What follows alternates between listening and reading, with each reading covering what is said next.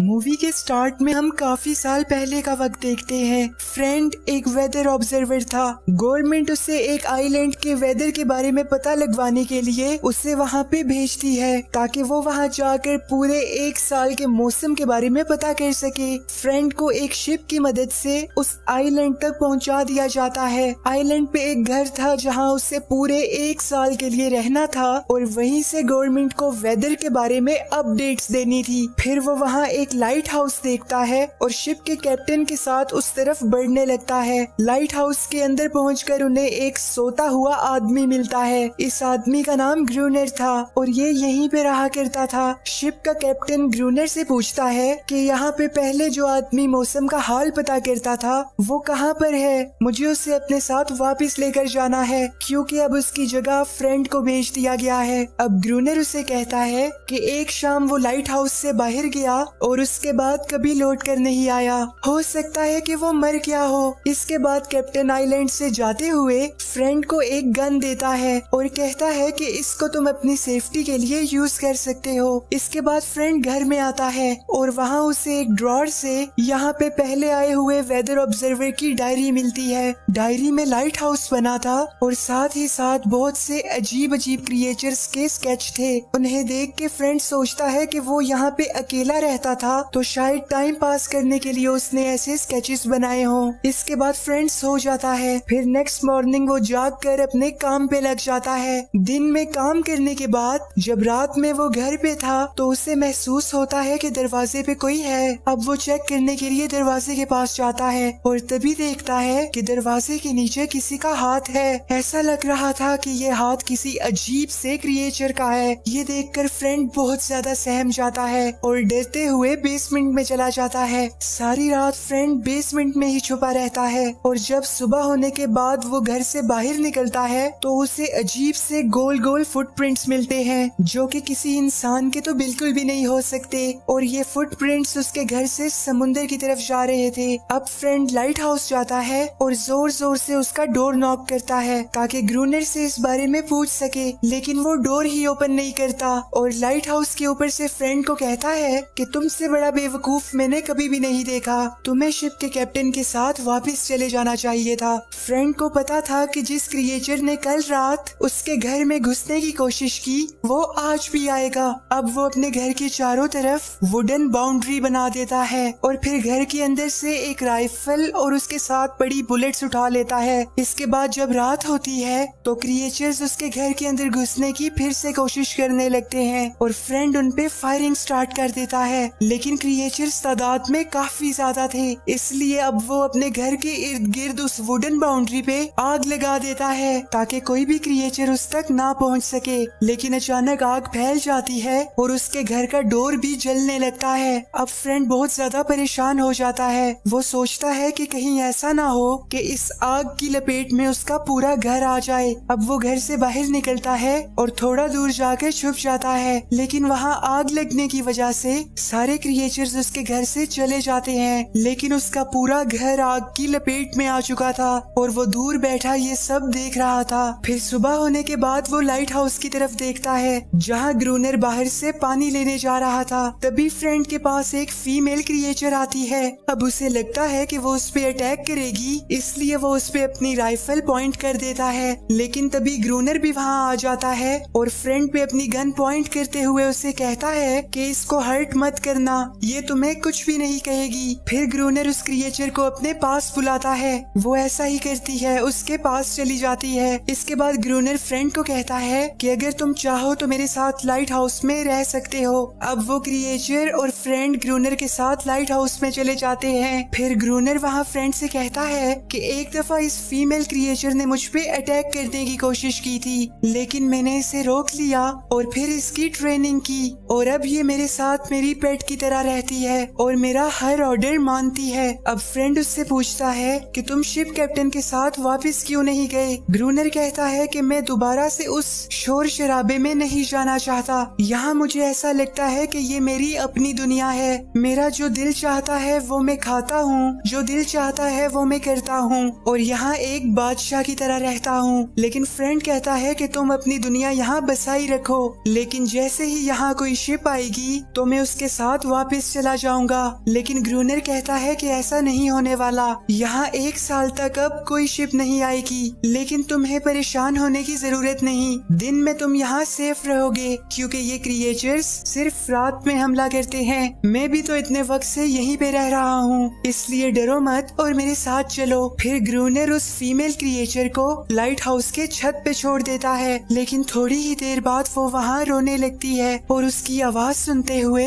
बाकी के क्रिएचर्स वहाँ पे आ जाते हैं। वो लाइट हाउस पे अटैक कर देते हैं। ग्रूनर उन पे फायरिंग स्टार्ट करता है और फ्रेंड से भी शूट करने के लिए कहता है, लेकिन फ्रेंड डर के मारे बेहोश हो जाता है और ग्रूनर पूरी रात उन क्रिएचर्स का मुकाबला करता रहता है। फिर सुबह होने पर वो फ्रेंड पे पानी डालता है और उसे होश में लाता है। अब वो उसे कहता है कि तुम कितने बुज़दिल हो, अगर तुम यहाँ सेफली रहना चाहते हो तो तुम्हें अपने दिल से ये डर निकालना होगा, थोड़े बहादुर बनो। इसके बाद वो फ्रेंड को पानी लेने के लिए भेजता है, लेकिन जब वो पानी लेके लाइट हाउस पहुँचता है तो देखता है कि वहाँ पे ग्रूनर उस फीमेल क्रिएचर के साथ इंटीमेट हो रहा था। फिर रात होती है तो क्रिएचर्स दोबारा से आने लगते हैं। इस बार फ्रेंड भी उन पे गन से शूट करता है। अब ग्रूनर ये देखकर फ्रेंड को बाहर छोड़ देता है और अंदर से डोर को लॉक कर देता है। फ्रेंड बेचारा पूरी रात अकेला बाहर क्रिएचर्स के साथ लड़ता रहता है। फिर सुबह होने के बाद हमें पता चलता है कि वो दोनों साथ तो रह रहे थे,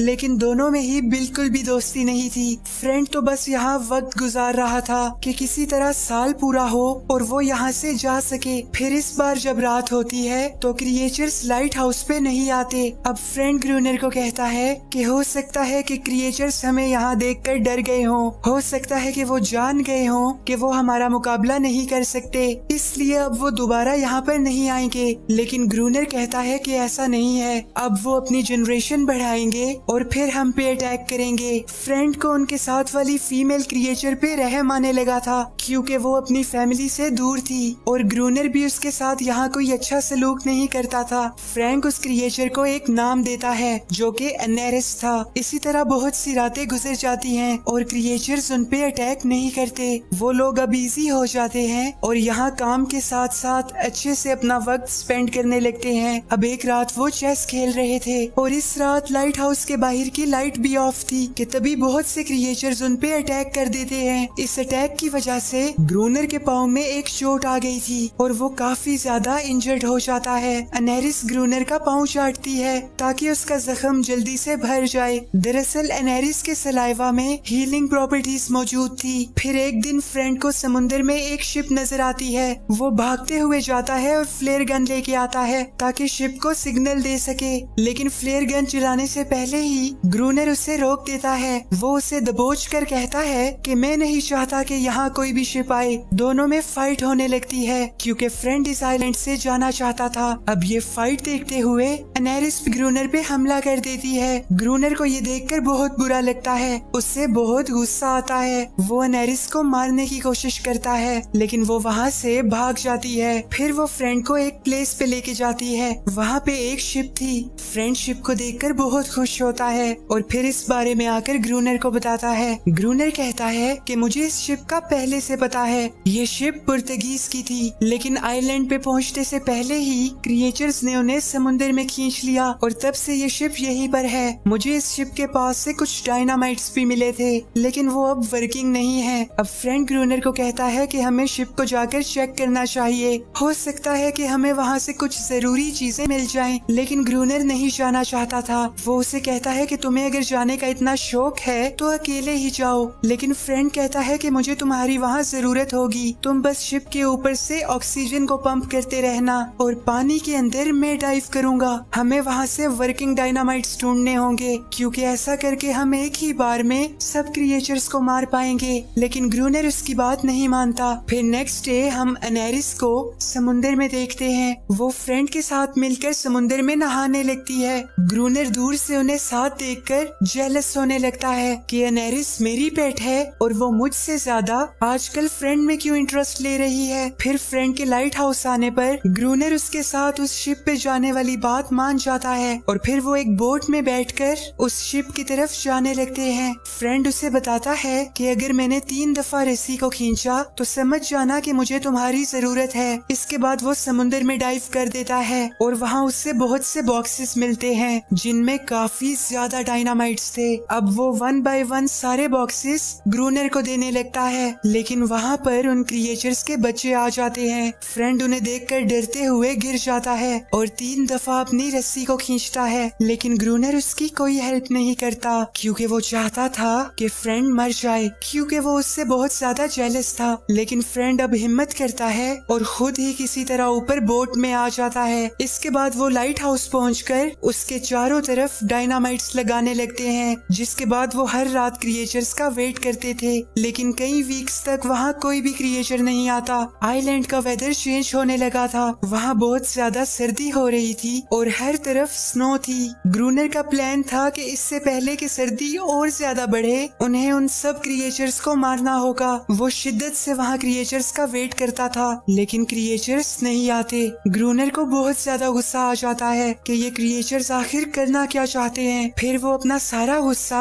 अनेरिस पे निकालने लगता है और फिर रात होने पर अनेरिस को मारते हुए कहता है कि जोर जोर से चिल्लाकर अपने साथियों को बुलाओ। और बहुत से क्रिएचर्स वहाँ आकर फ्रेंड पे हमला करने लगते हैं क्योंकि वो नीचे खड़ा हुआ था, लेकिन फ्रेंड किसी तरह अपनी जान बचाता है और लाइट हाउस के ऊपर आ जाता है और तभी ग्रूनर डायनामाइट्स ब्लास्ट कर देता है। ऐसा करने से सभी क्रिएचर्स की डेथ हो जाती है, लेकिन इतने सारे डायनामाइट्स के फटने की वजह से वो दोनों भी काफी ज्यादा जख्मी हो चुके थे। अनेरिस भी उन्हें छोड़कर वहाँ से जा चुकी थी। इसके बाद हम देखते हैं कि अनेरिस और बहुत से क्रिएचर्स के साथ समुद्र के किनारे खड़ी हुई है। फ्रेंड उनके पास आता है और उससे पता चलता है कि ये लोग तो कभी भी हमसे नहीं लड़ना चाहते थे, लेकिन ग्रूनर के बुरे बिहेवियर और उसके इनसे बुरे बर्ताव की वजह से इन्हें बार बार उस पे हमला करना पड़ता था। अब थोड़ी ही देर में वहाँ ग्रूनर आ जाता है और अनेरिस पे अपनी गन पॉइंट कर देता है। अनेरिस ग्रूनर पे बहुत ज्यादा गुस्सा थी